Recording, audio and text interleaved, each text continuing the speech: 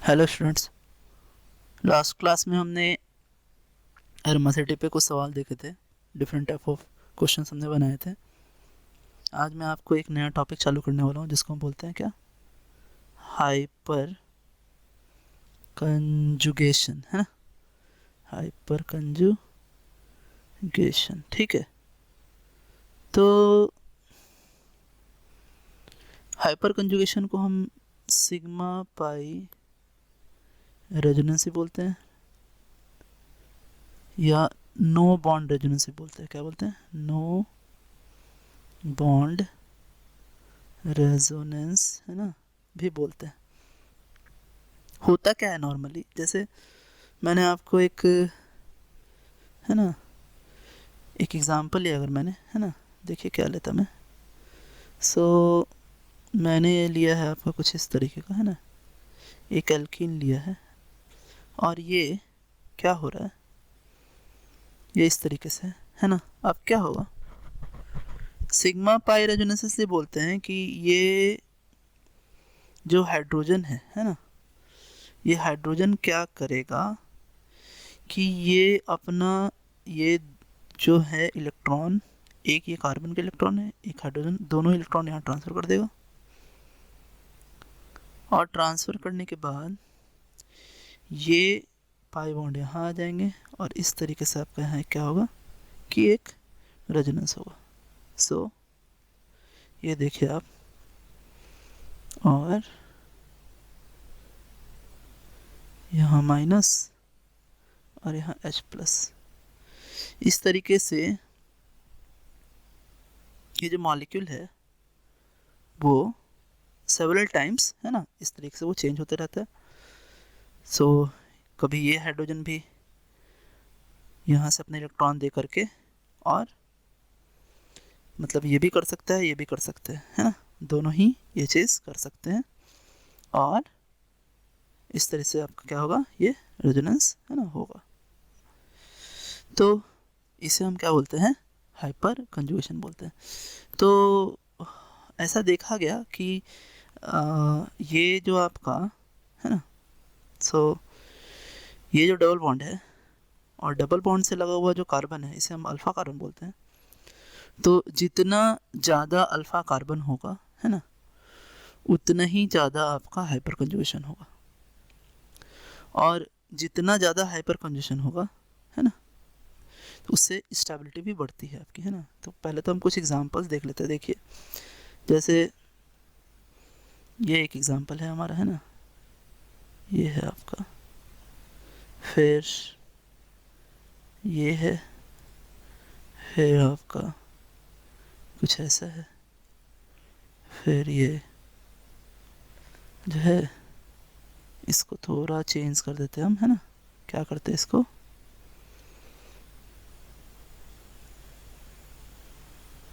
इसको हम क्या करते हैं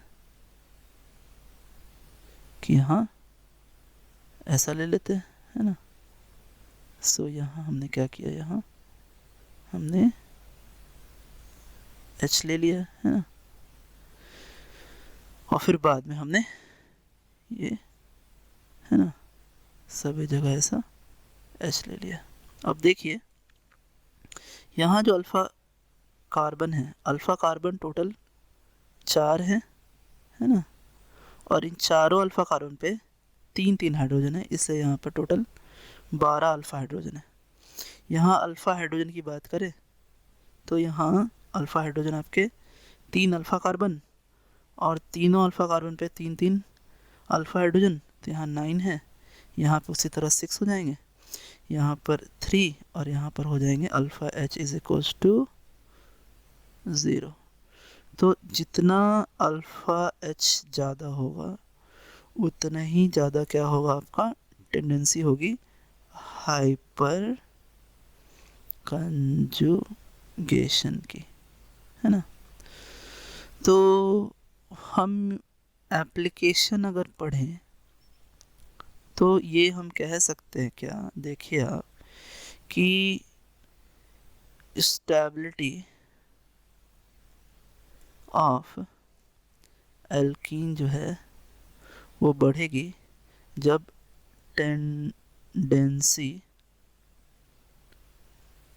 टेंडेंसी टू हाइपर कंजुगेशन क्या होगा आपका, बढ़ेगा। और ये तब बढ़ेगा जब अल्फ़ा एच भी क्या होंगे, बढ़ेंगे। तो हम कह सकते हैं कि स्टेबिलिटी है ना of alkene is directly proportional to tendency to hyperconjugation is directly proportional to alpha h. So number of alpha h. So हम कुछ सवाल देखेंगे यहाँ पे, है ना, और सवाल में हम, है ना, कंपेयर करेंगे कि किसकी क्या स्टेबिलिटी होगी। कभी कभी क्वेश्चन सिर्फ अल्फ़ा एच पे भी आता है, जैसे कुछ क्वेश्चन आएंगे जिसमें आपको कहेगा कि calculate the number of alpha H in the following, है ना। सो अब देखें आप क्या है यहाँ पर, ठीक है। जैसे मैं कुछ आपको अगर सवाल दूँ, देखिए जैसे ये क्वेश्चन मैंने आपको दिया, क्या देखिए ये कुछ ऐसा है, ये ऐसा है, अगर इसमें आपको अल्फ़ा एच बताना है, इसमें बताना है,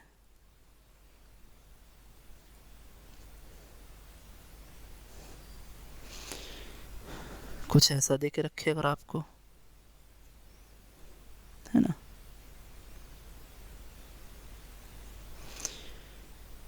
तो इसमें आपको अल्फ़ा एच बताना है ना। तो देखिए पहले हम फाइंड आउट करेंगे कि अल्फ़ा कार्बन कौन कौन से हैं। सो यहाँ ये अल्फ़ा कार्बन है, मैं कलर चेंज कर लेता हूँ, है ना, आइए। सो ये आपके हैं अल्फ़ा कार्बन, और इस अल्फ़ा कार्बन पे दो दो हाइड्रोजन हैं। सो इस तरीके से यहाँ पे कितने हो गए आपके, अल्फ़ा एच इसको 4 हो गए। अब देखिए ये आपका ये दो कंसर्निंग डबल बॉन्ड वाले कार्बन है, और इनसे सटा हुआ अल्फ़ा कार्बन का लाएगा, ये अल्फ़ा कार्बन होगा, ये होगा, ये होगा और ये होगा, ये 4 अल्फ़ा कार्बन। और इन चारों पे क्या है कि दो दो, है ना, एच हैं आपके, और इस तरीके से अल्फ़ा एच कितने हो गए आपके, है ना, 8 हो गए। यहाँ अगर देखें तो ये डबल बॉन्ड वाले कार्बन, और यहाँ से ये अल्फ़ा, ये अल्फ़ा, ये अल्फ़ा और ये भी अल्फ़ा, टोटल 4 अल्फ़ा, यहाँ पे 2 हैं, हैं, और यहाँ पे कितने हैं, 3 हैं, ठीक है। टर्मिनल है वो 3 है, और इस तरीके से यहाँ आपका कितने हो गए कि 6 + 4 = 10। सो अल्फ़ा एच = 10। तो ये हमने देखा, है ना, अल्फ़ा एच निकालने का कभी कभी क्वेश्चन में आता है कितने अल्फ़ा एच है ना।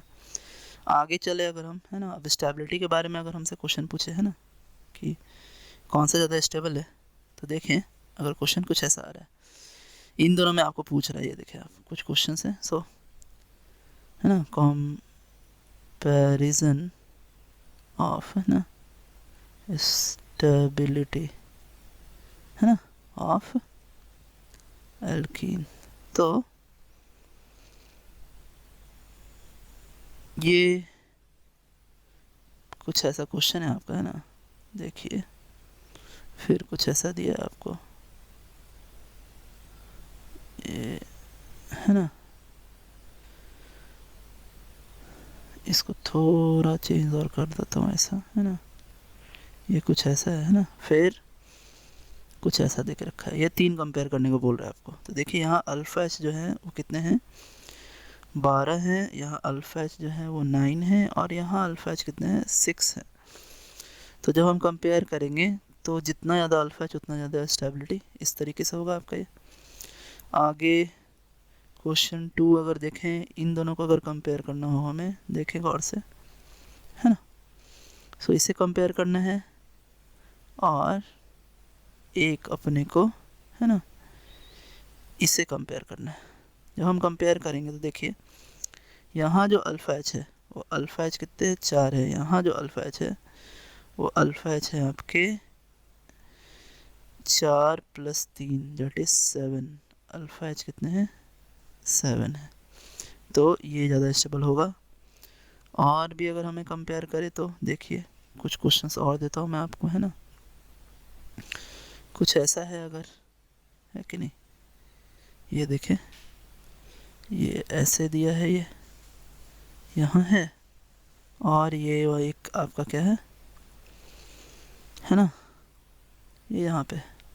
तो यहाँ जो अल्फ़ा एच है वो टोटल आपके 4 अल्फ़ा कार्बन और हर एक पे 2 तो 8, और यहाँ जो अल्फ़ा एच है वो ओनली कितने हैं 4 ही हैं। सो ये ज़्यादा स्टेबल होगा।